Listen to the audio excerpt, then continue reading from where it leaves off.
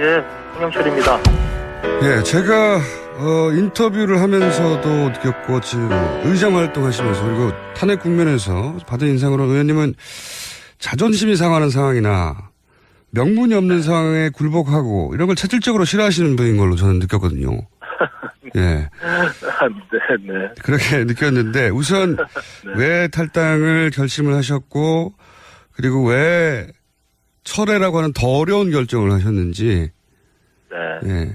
설명을 좀 해주십시오.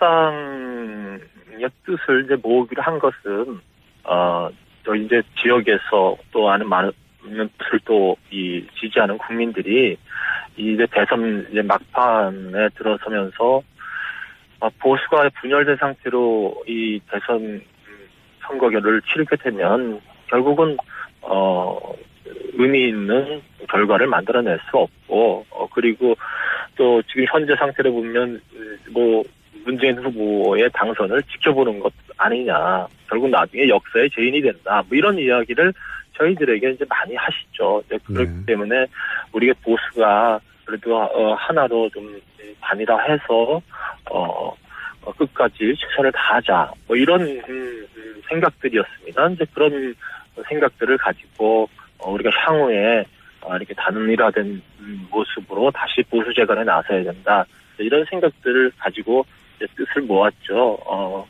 그러나 제가 그 탈당을 성명에 동참하고 나서 또 지난 청문회 과정에서 지금 말씀하신 대로 제가 자존심 있고 그리고 당당하게 목소리를 냈던 걸 지켜봤던 많은 국민들이 비판의 목소리를 보내주셨어요. 그래서 그런 것들에 대해서 제가 심각하게 고민을 하게 됐고요. 아무리 어렵지만 바른정당에 남아서 바른정당의 창단 가치를 지키는 것이 지금으로서는 더 옳은 길이다라는 판단을 다시 하게 된 겁니다. 그게 불과 한 이틀 사이에 굉장히 극적인 결정을 두 번이나 하셨는데, 네네. 근데 이제 그 마음속에서는 복잡하셨겠지만 이제 일반 유권자들이 보기에는 저 입당 못하게 하니까 돌아가는구나 이렇게 보기 십상이거든요. 네. 입당을 그 친박 의원들이 뭐 저희 탈당 선언하자마자 모여서 성명도 발표하고 그랬는데요. 입당은 당연히 이루어집니다. 그리고 그 부분에 대해서는 이제 확실하게 의견을 주고받았고요. 입당이 당연히 이루어진다는 건 당장 아니어도 대선 이후에는 될 거다 이런 말씀이신가요? 예, 그건 신속하게 입당 절차를 밟는 걸로 했고요. 그리고 자유한국당 내에서도 친박 의원들 또 몇 명은 목소리는 강하게 내고는 있습니다만 그 외에 또 많은 의원들은 또 입당을 환영하는 그런 입장도 가지고 있거든요. 그렇기 때문에 어쨌든 또 선거 과정에서는 후보와 또 지도부 중심으로 입장이 결정될 거라고 보고, 그래서 저는 물론 이제 탈당을 철회했습니다만 입당을 하겠다는 나머지 의원들은 자연스럽게 입당 절차가 이루어질 거다, 저는 이렇게 보고 있어요. 그렇기 때문에 그 부분은 제가 입장을 변복한 이유가 전혀 되지 않고요. 어쨌든 말씀하신 대로 제가 25살의 기초의원부터 시작해서 지금 참 오랜 기간 동안 정치를 해오면서 저를 지탱할 수 있었던 건 제가 당당하게 목소리 내고 그리고 국민들에게 소신 있는 정치인으로서 길을 걸어오고 있다라는 것이 어쩌면 제가 가질 수 있는 가장 큰 자산인데 이것마저도 잃는 것 아닌가라는 그런 심각한 고민을 했습니다. 그래서 내가 탈당하는 것은 제가 가야 될 길은 아니다라고 생각을 결심을 다시 바꾸게 된 거죠. 탈당 결심도 어렵지만 철회 결정은 저는 더 어려웠을 것 같은데 그 탈당 결심은 14분과 같이 의논해서 그 분위기에서 갈 수 있지만 그 중에 이제 혼자 뒤로 되돌아서는 거는 이거 어려운 결정이거든요. 이거 의논을 누구랑 해보셨습니까? 주위 분들과 또 많은 이야기를 나눴어요. 그리고 물론 지역에 가서 의견을 들어보니까 우리 지역은 역시 또 우리나라 최북단 지역이고 접경 지역이고 대단히 보수적인 지역이기 때문에 지역의 많은 또 어르신들은 그래도 아무리 힘들어도 단일화해서 다시 자연국민에 들어가라 이런 의견들도 많이 주셨는데요. 오히려 지역구에서는 예. 네네네. 그러나 많은 국민들 제가 이번 일을 겪으면서 황영철이란 사람에 대해서 정치인에 대해서 국민들의 거는 기대가 나름대로 있구나라는 걸 또 정말 몸소 이제 느끼게 됐어요. 그래서 이분들이 올바른 길을 가야 된다. 그리고 당당하게 가야 된다. 그리고 바른정당 이대로 나가서 바른정당을 힘들게 하면 안 된다라는 그런 따끔한 지적들을 많이 주셨어요. 그래서 결국은 국민들이 제 마음을 움직였다 이렇게 생각합니다.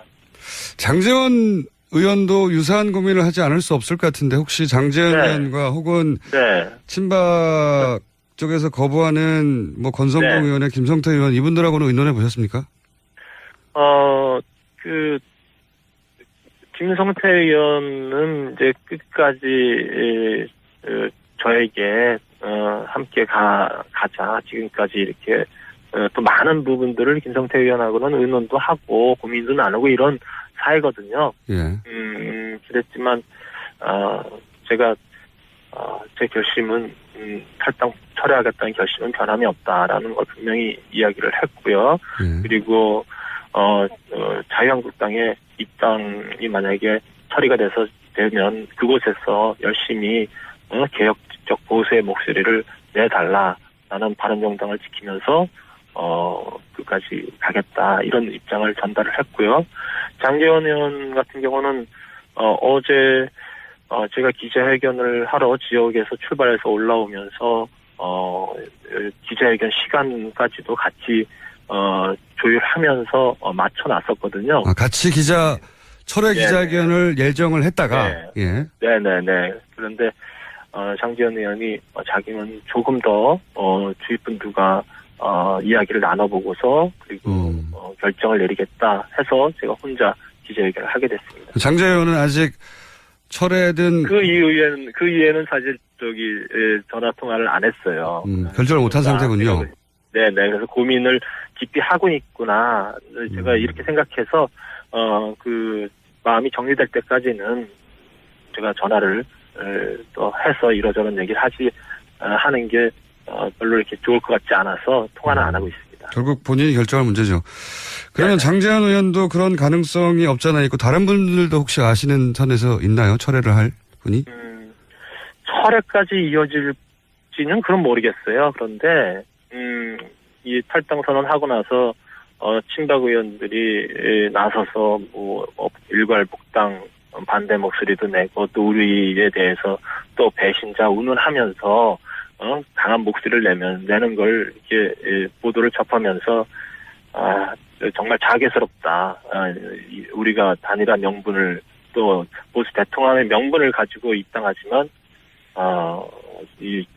친박들의 행태를 보면서 과연 잘하는 결정인지 모르겠다 라면서 솔직히 신경을 토로하는 의원이 있었습니다. 그런데 그것이 다시 이 탈당 철회까지 이어질지는 제가 모르겠어요. 그러니까 철회도 갑자기 궁금해진 건데 탈당 결정하고 욕문자가 많이 왔습니까? 아니면 철회하고 욕문자가 더 많이 왔습니까? 이 탈당 결정을 내리고 나서는 찬성과 반대, 그러니까 지지했고 잘했다라는 그런 문자 전화도 받고 또 잘못했다라는 문자 전화도 받았는데 당연히 잘못했다는 그런 의견이 많으셨었고요. 탈당 철회를 하고 나서 어제 하루 동안은 바른 길 가서 고맙다. 그리고 꿋꿋하게 유승민 후보와 함께 해달라라는 그런 메시지가 훨씬 더 많은 양이 왔습니다. 그렇군요. 네. 혹시 그 철회 기자회견 전후로 유승민 후보하고는 직접 통화해 보셨습니까? 예. 제가 어저께 탈당 기자회견을 그저께 탈당 기자회견을 하고 나서 말씀하신 대로 저희 이제 이 탈당계와 입당서를 작성을 해서 가지고 있다가 그 모 의원방에서 일괄 취합해서 내기로 했어요. 그래서 그 방에 냈다가 제가 다시 생각을 더 해야 되겠다라고 판단을 내리고 그것을 다시 회수를 했습니다. 예. 이게 이제 언론에 보도가 됐죠. 예. 네, 뭐 언론에 이제 보도가 됐는데 그리고 나서 이제 많은 기자들의 질문에 더 깊이 고심을 해야 되겠다라는 이야기를 했고 그런 이야기들을 유승민 후보가 이제 전에 듣고서 전화를 주셨어요. 밤 늦은 시간에. 그저께 토론회가 있었지 않습니까? 예, 예. 방송 토론이 끝나고 나서 전화를 주셔서 자기가 여러 가지 또 보듬지 못한 것도 있고 부족한 점도 있지만 우리 바른정당에 남아서 끝까지 우리 함께 해보자. 그리고 우리야말로 진정한 개혁적 보수의 기치를 걸고 가야 되는 것 아니냐라는 말씀으로 목소리는 많이 이제 힘들고 또 뭐 갈라지시고 그랬지만 이제 의지도 느껴졌고 그리고 또 따뜻한 또 격려의 말로 이렇게 들렸습니다. 그래서 이 결정을 하는데도 큰 또 통화가 되었다 이렇게 생각합니다. 한 가지만 더 여쭤보겠습니다. 마지막 질문인데 네. 시간이 거의 다 돼서 입장은 충분히 제가 이해한 것 같고요. 네. 홍준표 후보가 13분의 탈당파들이 본인을 만나서 유승민 후보가 덕이 없어서 탈당한다고 했다고 주장하셨는데 실제 그런 대화가 그날 만나면서 있었습니까? 뭐 개인적으로 홍 후보님한테 그런 생각을 전한 분이 계시겠죠. 개인적으로는 있을 수 있는데. 예, 있을 수 있는데. 그날 자리에서. 그 자리에서 덕이 없다라는 표현은 없었던 것 같고요. 이제 뭐 유승민 후보가, 이제 우리 바른정당의 후보로서 이제 그 바른정당이 이렇게 다 하나로 가지 못하는 것에 대해서 뭐 소통에 문제가 있다라든지 스킨십이 좀 약하다. 이런 얘기들은 이제 우리가 그 여러 가지 논의를 하는 과정에 개인적인 의견으로 피력하신 의원님들은 계세요. 그렇지만 그 자리에서 덕이 없다는 표현은 제가 듣지 못했습니다. 알겠습니다. 오늘 말씀 감사합니다. 네네. 네, 지금까지 바른정당의 황영철 의원이었습니다.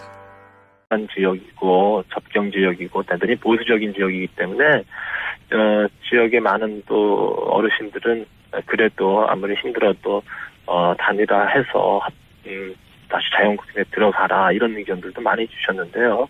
오히려 지역구에서는 예. 네네네. 그러나 많은 국민들 제가 이번 일을 겪으면서 황영철이라는 사람에 대해서 정치인에 대해서 국민들의 거는 기대가 나름대로 있구나라는 걸 또 정말 몸소 이제 느끼게 됐어요. 그래서 이분들이 올바른 길을 가야 된다. 그리고 당당하게 가야 된다. 그리고 바른정당 이대로 나가서 바른정당을 힘들게 하면 안 된다라는 그런 따끔한 지적들을 많이 주셨어요. 그래서 결국은 국민들이 제 마음을 움직였다 이렇게 생각합니다. 장제원 의원도 유사한 고민을 하지 않을 수 없을 것 같은데 혹시 장제원 의원과 혹은 친박 쪽에서 거부하는 뭐 권성동 의원의 김성태 의원 이분들하고는 의논해 보셨습니까? 김성태 의원 황영철입니다. 예, 제가 인터뷰를 하면서도 느꼈고 지금 의장 활동하시면서 그리고 탄핵 국면에서 받은 인상으로 의원님은 자존심이 상하는 상황이나 명분이 없는 상황에 굴복하고 이런 걸 체질적으로 싫어하시는 분인 걸로 저는 느꼈거든요. 예. 네. 그렇게 느꼈는데 우선 왜 탈당을 결심을 하셨고 그리고 왜 철회라고 하는 더 어려운 결정을 하셨는지 예. 설명을 좀 해 주십시오. 탈당의 뜻을 이제 모으기로 한 것은 저 이제 지역에서 또 많은 것을 또 지지하는 국민들이 이제 대선 이제 막판에 들어서면서 보수가 분열된 상태로 이 대선 선거를 치르게 되면 결국은 의미 있는 결과를 만들어낼 수 없고 그리고 또 지금 현재 상태를 보면 뭐 문재인 후보의 당선을 지켜보는 것 아니냐. 결국 나중에 역사의 죄인이 된다. 뭐 이런 이야기를 저희들에게 이제 많이 하시죠. 저 입당 못하게 하니까 돌아가는구나. 이렇게 보기 십상이거든요. 네. 입당을 친박 의원들이 저희 탈당 선언하자마자 모여서 성명도 발표하고 그랬는데요. 입당은 당연히 이루어집니다. 그리고 그 부분에 대해서는 이제 확실하게 의견을 주고받았고요. 입당이 당연히 이루어진다는 건 당장 아니어도 대선 이후에는 될 거다 이런 말씀이신가요?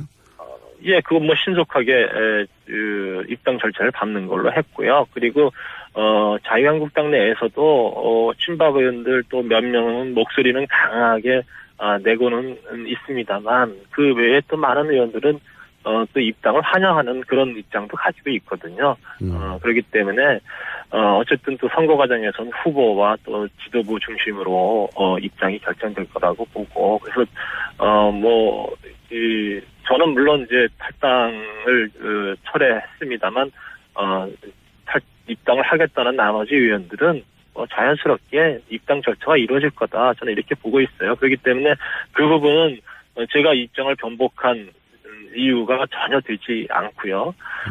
어쨌든 말씀하신 대로 그렇기 때문에 우리가 보수가 그래도 하나로 좀 반이라 해서 끝까지 최선을 다하자. 이런 생각들이었습니다. 이제 그런 생각들을 가지고 우리가 향후에 이렇게 단일화된 모습으로 다시 보수 재건에 나서야 된다. 이런 생각들을 가지고 이제 뜻을 모았죠.